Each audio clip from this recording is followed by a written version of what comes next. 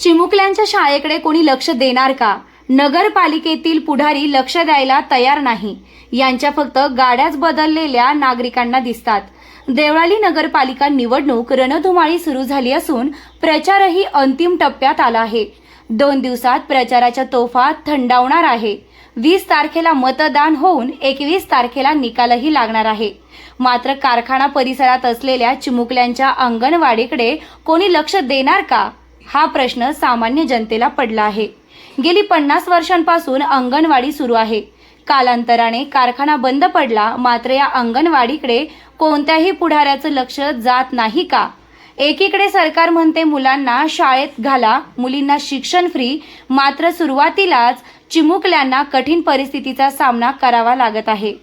या मुलांना अंगणवाडीमध्ये आहार मिळत नाही की या ठिकाणी लाईटची व्यवस्था नाही, खेळायला साधं साहित्य देखील नाही. खरं तर गटातटाचं राजकारण बाजूला ठेवून पुढाऱ्यांनी एकत्र येत चिमुकल्यांसाठी पुढाकार घेऊन किमान त्यांना शाळेत आल्यानंतर खाण्यासाठी आहार तरी मिळेल अशी व्यवस्था करायला हवी. येथील बोरकर नावाच्या शिक्षिका अंगणवाडी बंद पडू नये म्हणून स्वतःच्या खर्चाने ये-जा करत अंगणवाडी सुरू ठेवली आहे. महिला असून एवढं सगळं करते तर पांढऱ्या कपड्यातल्या पुढाऱ्यांना कधी जाग येणार, हाच एक प्रश्न सामान्य जनतेला पडला आहे. मला रोज देवळालीवरून यावं जावं लागतं. देवळालीला माझं घर आहे, तिथून वस्तीवरून मी येते आणि काहीतरी त्याचं काहीतरी चीज झालं पाहिजे ना मुलांसाठी. माझं एवढंच म्हणणं आहे, बाकी काही नाही बा. असं नाही का, आमच्या मुलांना रोजचा रोज आहार दिला ना तरी पुष्कळ झालं.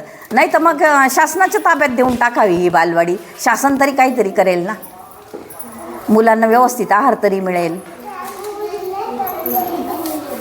साहेब थोडे ना थिडके 35 मुलं आहेत इथे. करलवाडी नाही, प्रसाद नगरला नाही, आणखी कोण आहे काय नाही, हे काय अंबिका नगरला नाही. म्हणून एकुलते एकच बालवाडी आहे आणि चाळीतले सगळे मुलं कामगारांचीच मुलं आहे.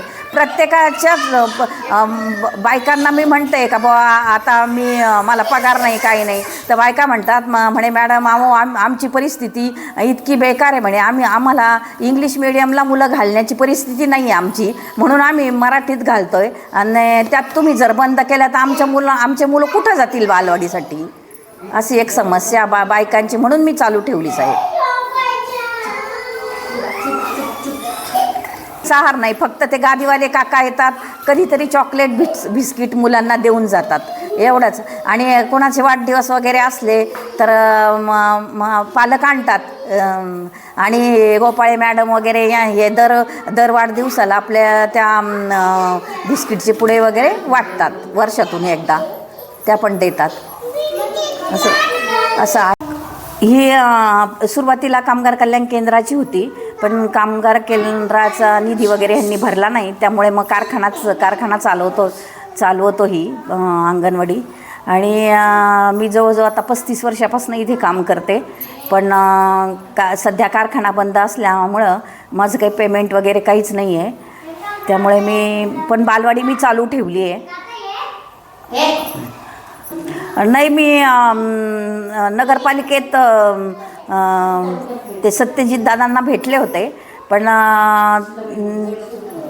ते काही बोलले नाही वगैरे. मी त्यांना सांगून आले होते पण बालवाडी, कारण इथे कामगारांचेच मुलं आहेत म्हटलं सगळे, कराळवाडी वगैरे आसपास कुठेच बालवाडी नाही आहे, त्यामुळे मग तुम्ही काहीतरी सुविधा करा. आणि इथं ज्या निवडून आले डायरेक्टर बॉडी त्यांनाही मी सांगितलं होतं, पण कुणी काहीच ॲक्शन घेतला नाही त्याच्या. मग मी स्वतःच बालवाडीला जो काही खर्च लागतो, तक्ते वगैरे बसकर हे सगळं काही मीच स्वतः सांगते आता.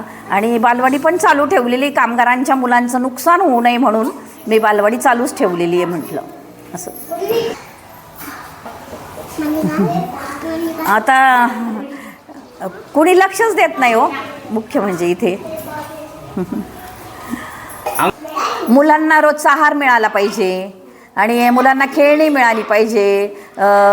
रोजचे रोज डायरेक्टर बॉडीचं लक्ष पाहिजे इथे, काय चाललं काय नाही हे सगळ्या मुलांना व्यवस्थित पाट्या पेन्सिली तर दिले जातात म्हणा, मी देतेच तसं काही नाही, पण मग थोडंफार लक्ष असलं म्हणजे मग सगळ्या मुलांच्या पण समस्या पूर्ण होतील, आमच्याही पूर्ण होतील.